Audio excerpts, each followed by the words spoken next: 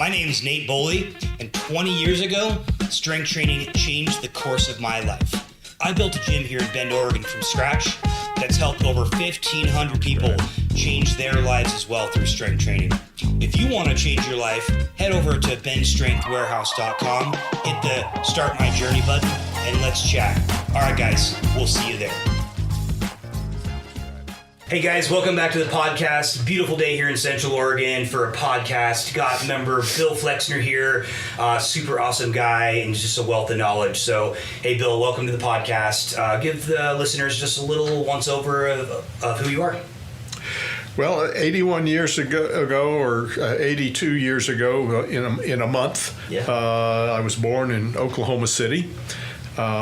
Since that time, over the course of my life, I've lived in West Africa, the West Indies, Central America, as well as probably 6 different cities in the United States. Wow, that's crazy. I've traveled a lot. I believe I've hit 39 or 40 countries around the world.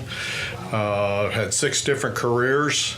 Won't go into all of them, but that kept me busy. And what ended up happening was that if I got tired and didn't like what I was doing, I changed. Okay. And so literally I did 6 different things during the course of my 81 years. And back then, that wasn't very common. Most people got a job or career and stayed with that until they retired, correct? Yep. And now it's like a 5 to 6 year thing where people are changing careers all the time. I was way ahead of the curve. You knew what was going on. In fact, since 1980, I've always had my office in my house. Okay. So working remotely. That's awesome. And that was not a thing very common either back then. That's right. Congratulations on being well ahead of the curve. Yep. Your travels, was that all work-based or pleasure, more fun or whatever? My wife and I traveled with our daughter. We traveled some, but I've been traveled for work and been literally around the world 3 different times. Wow. Had clients in Europe and Asia, and sometimes it just put me literally in the air around the world. That's crazy. Awesome. Well, that's a lot of traveling and a lot of life to live, man. Congratulations. Let's go into some personal background on your fitness journey. Like, when did you get started? Can you tell us a little bit just about your fitness history? Well, I think the place where it would start would be when I was 38 years old. That's right where I'm at right now. 1982. I wasn't born yet. I had just started a new business, and I was consulting, and I was getting on an airplane quite a bit around the United States at that time. And if you fly first class, and sometimes I was doing that, there was alcohol on the thing. Oh, yeah. So I was drinking more. I was gaining weight. This all started in 1980. And by 1982, it was sort of a crisis. Starting to catch up with you. Well, I was down in Georgia with my wife at her family's house for Thanksgiving. And in rural Georgia, there's always food on the table. Absolutely. And so we had Thanksgiving dinner on Thursday. We had Thanksgiving dinner on Friday. 2 different sides of the family. Okay. We then went to Kiowa Island, where I ended up. We went to Kiowa Club. Had a wonderful carpetbagger filet mignon stuffed with raw oysters. Ooh, that sounds delicious. And on the way home, back to Atlanta to catch a plane back to Minnesota, I couldn't get. It felt terrible getting the seatbelt around my body. Yeah. I had gained weight. Mm-hmm. I looked at my wife and I said, "Hey, if I cut out the entree and just eat the sides that come with it, I can lose weight, because I always like to eat the entree and eat seconds and then eat thirds." Yeah. So I did that, and I became a vegetarian. Okay. First major change in the way in which I think of my body and take action on that. That's awesome. And I've been a vegetarian for 42 years. I was going to ask, are you still a vegetarian?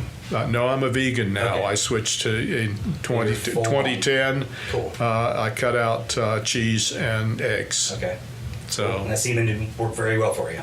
right, Awesome. and that's how I got started in thinking about my body and paying attention to my body. That's awesome. It's really a key thing once you can really pay attention to it and listen to your body and understand what it needs. Yep. So not a lot of people can do that, so congratulations on that. Yeah.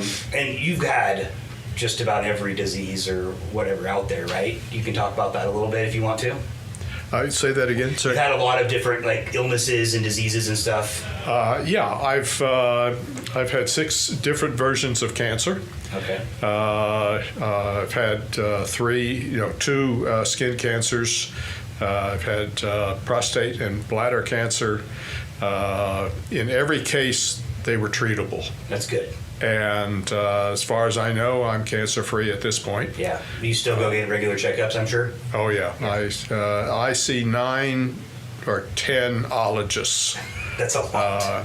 I've that also keeps you busy for the day. I also had found out that I had a heart issue as I was coming off the 18th hole walking the golf course. I was told to get to my cardiologist immediately. Oh my gosh. 10 days later, I was in for an angiogram and continued with a angioplasty, which meant that I got a stent put in the widowmaker of the heart that was 95% blocked. Oh my gosh, you're lucky. I'm just very, very lucky. The major thing is that everything is stable. Good. Kidneys are stable, although there's moderate kidney disease. Yeah. Whole thing, and I thank my doctors. 100%. Or all the pills that I'm taking. Those work too. Yeah, but fitness is also a part of this. I agree. I have been off and on working with personal trainers. Okay. When did that start? That started in North Carolina. Okay. Sometime after 2005. We had a personal trainer come to our house. That's cool. And twice a week, and she would put me through a lot of exercises, which are many of them I'm doing here at Strength Warehouse. Awesome. So I'm very familiar with some of the things that are here at Strength Warehouse. Yeah. And then once I was here, I found a trainer who also came into the house. So I have this gym equipment, small dumbbells. Oh, cool! I didn't know that. A BOSU. I've got a BOSU, and I'm a master of the BOSU. That's awesome. And I have mats. And one other thing, one of my cancer surgeries was in 2006. Okay. After that surgery, I started going to yoga. Cool. And I went to yoga class for an hour and a half or 2 hours every Wednesday for 7 years. Wow, that's awesome. Yoga's really hard. Yoga is really strange. I never really did understand it, but I had a great instructor. Good. In fact, I've tried going to yoga classes with other instructors, and I simply can't follow them. No go? Yeah. Well, I know we talked about this yesterday, but when you came into Strength Warehouse because of your daughter, she recommended you coming in to checking out our Legends program, and you said you walked in yesterday, or when you walked in, what did you say again? Do you remember what you said yesterday? What I said was, what the hell is all this steel? I had never been in a gym like this. Yeah. I immediately imagined that I was going to have to be doing deadlifts and snatches. Is that what? Yeah, snatches and squats and presses and all that sort of stuff with all this heavy metal. And I didn't walk out. Yeah. Because my daughter told me to do it. Yeah. But I was taken aback. Yeah. For sure. And so I'm sort of sustained here. Good. Well, we're glad you're here. And you started coming into the Legends program. How has that experience been for you? It's fun to be with other people who are trying to maintain or improve themselves. Yeah, 100%. And so we've grown in personality, I guess I could call it. I love it. There's a lot of good communication between the participants. That's great. Nobody's shy. Yeah, that's great. And for the listeners, the Legends class is a group it's a class for basically 55 plus and that type of stuff. So yeah, you've been enjoying the Legends class, and then you started doing some personal training with Sage. How's that experience been for you? Excellent. Okay. Sage is very detailed. Yes, she is. She laughs when I whine, but she says, "No, you don't get away with that." Yeah. I enjoy her leadership. Good. Of what I'm doing. Good. Yeah, we're very thankful to have her. She's a great addition to our family of strength trainers and stuff. So you've been doing some one-on-one and some of the Legends class. How has that been pairing up together? Are you guys doing different exercises in the one-on-one than the Legends class? Yeah. Okay. Something that is paired nicely with what you're doing? Very much so. And it's important because in the Legends class, we often do a lot of the same things each time. Sure. There's repetition there. Yeah. And then Sage has me doing things that I wasn't used to. Sure. And I couldn't do at home. Which is good. Actually, no. One of them we did it yesterday. TRX, rowing and that sort of stuff. I have a TRX and a bolt in the wall. Cool. And Yeah, that helps a lot. so I've done that since North Carolina. Yeah, TRXs are amazing. All right, let's go into some success and longevity of your fitness. How have you been able to keep, since you started when you were 38? How have you been able to keep up with your success or with your fitness and not fall off? I have no idea.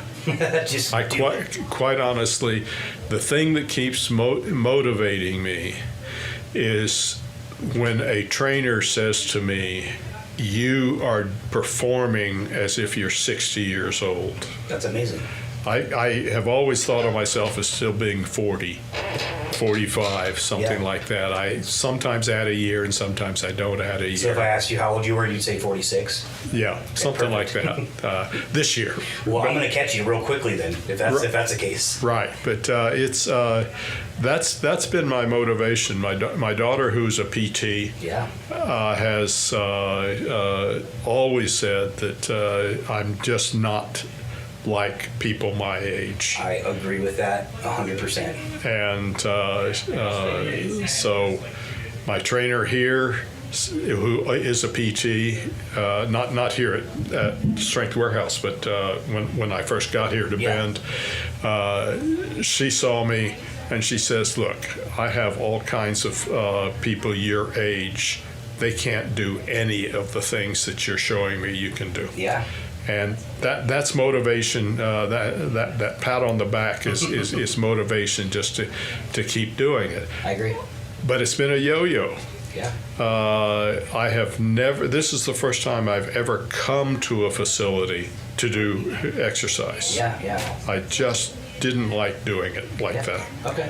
And so this one's 10 minutes from my house. Cool. It makes it a lot easier. Yeah.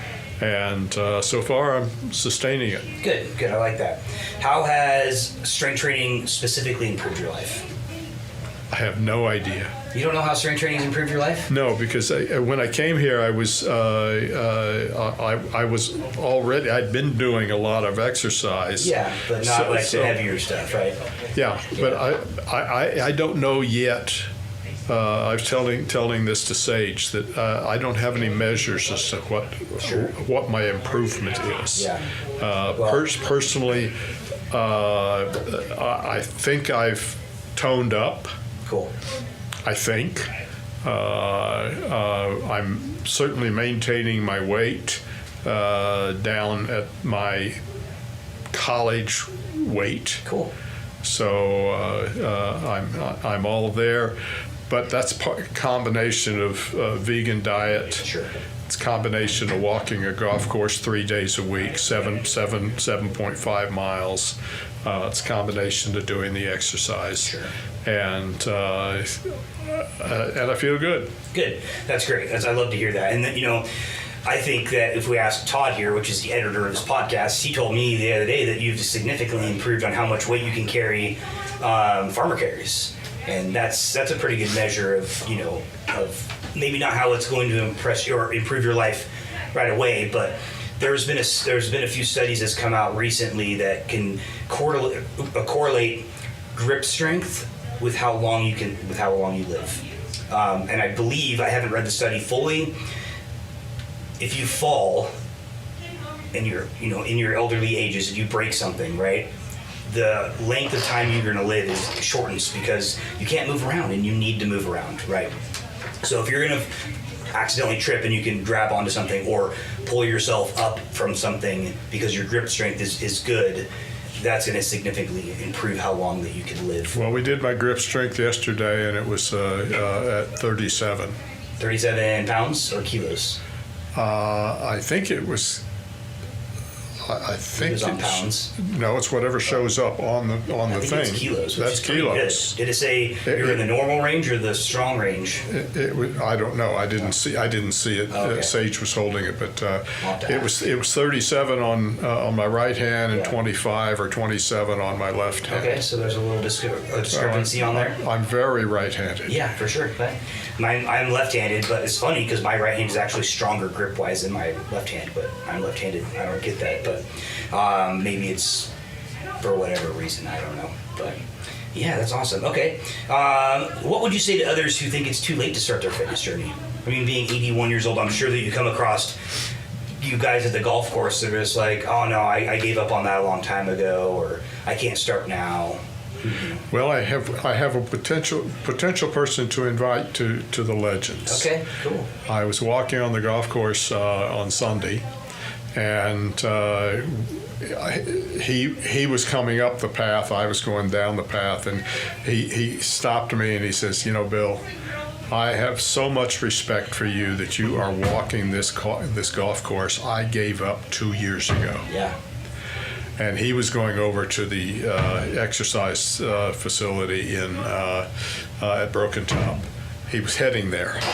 He's 77, 78, something like that. Okay, yeah, that's too young to stop moving. Well, actually, he may be getting close to 80. Okay. So. Well, that's awesome. I'd love to talk to him. I hope that we can help him. And I think that just movement is key throughout your entire life. You stop moving, you stop living. Really, that's. Yeah, I'm the oldest person member on the golf course. At least I think. Yeah. That You're walks. Also, the oldest member of the gym. Oh, that's right. Yeah, you're the oldest guy in the gym. We've dethroned Mr. Todd, unfortunately. He said he's okay with that for now. He's okay for that now. Yeah, for right now, he's okay with that. Okay. Well, one of the highlights of my being here is the photograph that was taken with the oldest, me, and the youngest at 10 years of age. That was awesome. Getting in that picture. Yeah, Madeline. That was awesome. That was fun. That was really cool. Yeah, awesome. All right. Well, what keeps you motivated and committed, other than what you told me earlier about the trainers telling you that you're moving like you're 60? Like, what keeps you coming back from what? Stubbornness. Hey, that's great. I love that. That's what keeps me going as well. I'm not going to stop doing this because most people do. Yeah, it's easy to do. I have. Other times, I've stopped some of the exercises the trainers gave me. I get to the point where I get bored. Yeah, for sure. Cool. All right. Well, what advice would you give to others, especially elderly, older adults, who might be hesitant on starting? Most of my friends exercise regularly. Okay, great. One, they're with personal trainers, or they go down to some other gym. Yeah, that's great. Most of those folks, I in fact invited them to the Legends program, and they all said, "Well, we're already doing this and this and this." Fair enough. So, Broken Top's is a very active community. That's good. I think all of Pacific Northwest is very, very much like if you live in Central Oregon, there's so many people that are fit here, and that's why there's so many places to go get fit, right? I mean, there's a lot of places out there. I only play golf with people that walk. Well, I can imagine so. Yeah, I mean, once in a while there's people riding in carts, but if I'm by myself and there are 3 carts going out with me, I solved that problem the very first time I went out with 2 people in 2 carts. Okay, how'd you solve it? Well, we played 18 holes in 2 hours and 38 minutes. Okay. And I came home, and my wife said, "You're never doing that again." I was exhausted. I can imagine. And so it's just too hard to keep up. Yeah. With motorized carts. Yeah. So if they're going to walk, you're going to go with them. If not, they go ahead. Yeah. And so we, I only sign up for if there's at least one other walker on in the foursome. Okay. Hey, that's great. I love it. What are some future goals and reflections that you have? Nate, I have no goals. Perfect. When in this sense, I have no idea. Sustaining my health is probably the goal. Yeah, for sure. That's a great goal. But otherwise, in terms of lifting, punching, any of those kinds of things, I don't have any goals. I'm just taking it as it comes. Great. And what it's doing for me. That's awesome. And I think a lot of people kind of get maybe mixed up with a little bit of that, and they're like, well, I don't have any specific strength training goals. And I'm like, well, any goal you have is a really goal, whether it's looking good on the beach, whether it's staying healthy so you can walk and play golf with your friends, whether it's living longer, whether it's, I don't know. I mean, there's all sorts of different goals out there, whether it's losing 20 pounds, like everybody's got goals, and we use strength training to get there, right? It doesn't have to be like, I'm going to go on the platform and deadlift 800 pounds. Like, that's not a goal that most people have. Well, if I like going to the beach, I might have picked that as one of my goals. You don't like the beach? I grew up in Oklahoma. Yeah, there's no beaches around there. No, it's a lot of red clay. Yeah. I don't really depends on the beach. Like Oregon Coast Beach, I like the scenery, but the water is way too cold. You'll never see me in that water ever. Hawaiian beaches, I love Hawaiian beaches. I love swimming in the water and stuff like that. Yeah, my wife is from Georgia. Okay. And she is a Atlantic Ocean beach lover. Yeah. And we haven't been there in a long time. But it's a little warmer down there than if you're coming up here in north. It's pretty cold. Even if you were to go up towards New York or whatever, pretty cold waters up there. Yeah. I don't know that I've ever been in the Atlantic swimming. Okay. Might have. But it's been a while. It just doesn't it doesn't make a difference to me. Yeah, for sure. Yeah, that's all good. Cool, man. Well, is there anything else you'd like to say to the listeners before we wrap up here today? Now let's see if I took some notes here. Yeah, you asked one question here. How has being part of the gym community influenced your fitness journey? Oh, yeah. Well, I've never been in a steel gym. Yeah. That's what I call this. Steel gym. A steel gym, I love it. Steel gym. I'm just getting used to what it offers. Yeah. But no, this is it's been fun here. Good. Well, we're really glad to have you.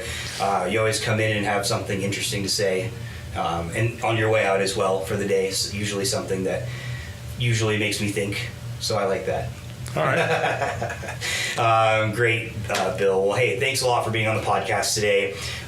Maybe we'll have you on in a couple, a little bit longer time frame, and maybe we can get some more measurable stuff that, the weights can show you what they can do for you. Okay. Sounds good? Okay. All right, guys. Well, hey, thanks a lot for joining the podcast today. I'm going to leave you like I leave you every time, and that is success is not final, failure is not fatal. It is the courage to continue that counts. So get out there today and take some action. All right, guys. Later. Thanks for joining us on the Go Heavy or Go Home podcast today. We hope you got a lot of value and had a ton of fun. If you guys want to learn a little bit more about what we do, or just have a ton of resources at your fingertips, head over to benstrengthwarehouse.com and hit the Start My Journey button. All right, guys, until next time, Go heavy or go home.